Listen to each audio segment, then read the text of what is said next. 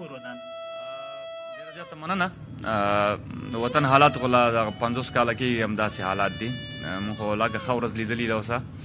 نو همدغه یو مسکا ده چې دغه کرکټران ملي اتلان چې د خلکو په مخونه یې مسکا راوستې ده او انشاءالله زموږ به کوشش هم دی په دې ټورنمنټ کې چې په دې حالاتو کې چې نن سبا کوم افغانستان حالات خلکو په دماغ کې ګرځي راګرځي او همدا یو خوشحالي ده په دې ورلډ کپ کې د ملي اتلانو لخوا نه چې انشاءالله دوی به ښه لوبه کوي او ټول څومره سوشل میډیا ده څومره چې په ټي ویز دي نیوز دي همدا د افغانستان په باره کې تبصرې کوي پې چې یو ښه کمبینیشن ټیم یې جوړ ده او کوشش به دوی به همدا کوشش چې یو ډېر ښه لوبه ټورنمنټ کې وکړي او د ټیم مورال هم شکر الحمدلله ډېر ښه ده.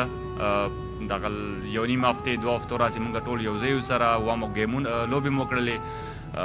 دغه اخري ویسټ انډیز طرف چې کومه وام اپ لوبه وکړه یو ډېره زبردسته لوبه وشوله. سره کوم چې موږ پریکټس سیشن یې کوو هلکان څنګه لګیا دي زړه نه لګیا دي کنډیشن په مطابق باندې هماغسې لوبه کوي. نو زموږ ټول کوشش هم دا ده چې ټورنمنټ کې موږ ښه لوبه کوو او د افغانانو په مخونو به مسکا راولو انشاءالله.